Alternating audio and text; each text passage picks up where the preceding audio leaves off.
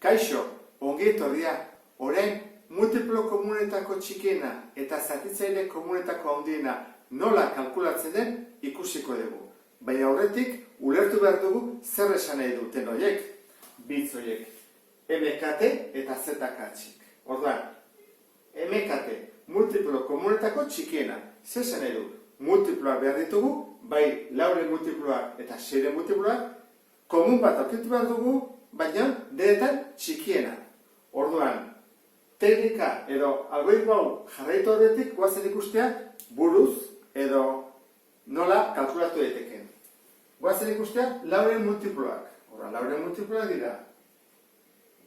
Lau, 8, 12, 16, 20, 24, 28, 32, jarrai duten du, ezta? 36. Bueno, seiren multiploak. Seiren multiploak dira. 6, 12, 18, 24, 30, 36. Horren, multiplo komunetakoak, horatzen guztiak, komuna zentzu diren, errepikatzen dianak. 6 ez, 12 bai. 12 errepikatu egiten da, 18 ez, 24 errepikatu egiten da, 30 ez, 36 errepikatu egiten da, joaten dira errepikatzen. Eta denetan txikiena, kaixo honetan, 12 izango litzateke. 12. Ulertu da, ezta? Horren, multiplo komuna baditugu, baina aurkitu behar dugu txikiena. Buruz egingo genuke, 4, 12, 6, 12, koinziditzen dute biak 12an. Eta zer gertatzen da, zatitzaile kontraundienak. Zatitzaileak mugatuta daude. Esango dugu, lauren zatitzaileak badira 1, 2 eta 4. Eta seirenak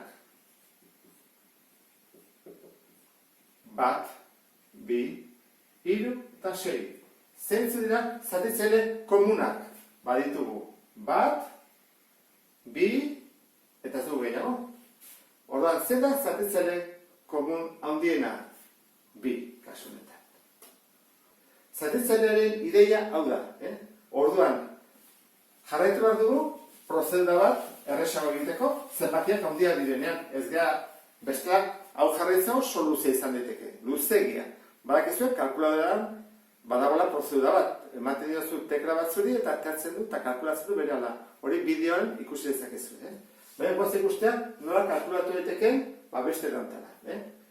Goaz ikustea zatitzaile komun handiena. Orduan, zatitzaile komunetako handiena da biderkagai komunak aurkitu behar ditugu eta berritzaile txikiena. Zer egin behar dugu hortarako?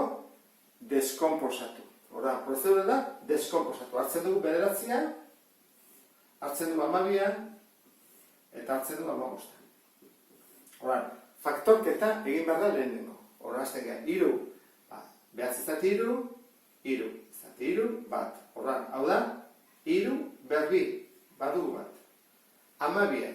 12 goa nuke, bikin, 6, 6 zati 2 berriro, 3, eta 3 imako nuke, bat. Eta, atako litzea nuke, 2 berbi, 2 berriru. Hau da, bigarren deskomposaketa. Eta 3 15 da, ingoa nuke, bikin ezin denez, 3kin, bat gehi 6 delako, atatzen zego 5, zati 5, bat. Horran, hau izango zateke, 3, 5. Horran, hau ginen ondoren, kalkulatu diteke multiplo komun txikiena eta zatitzaile komun handiena. Gogoratu zaitezte, truko bezala, zatitzaile komun handiena iten du txikiena.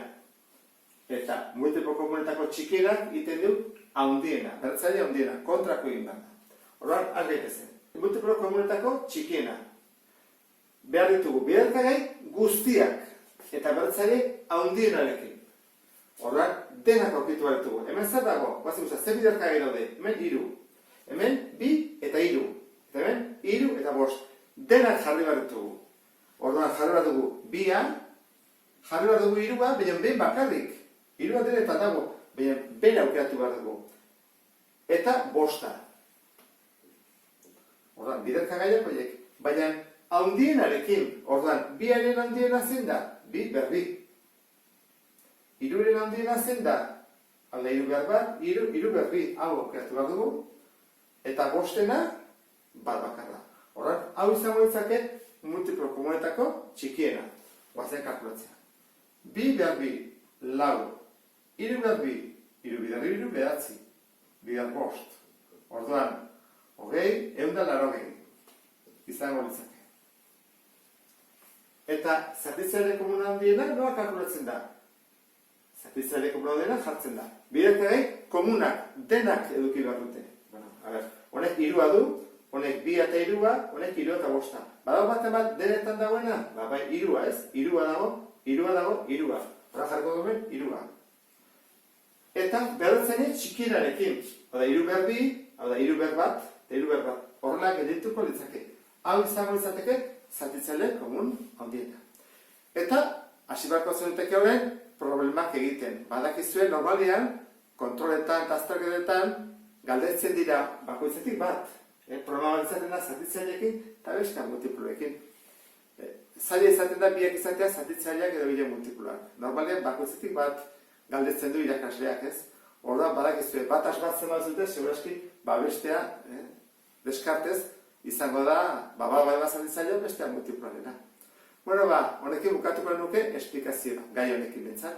Beste bat arte, agur.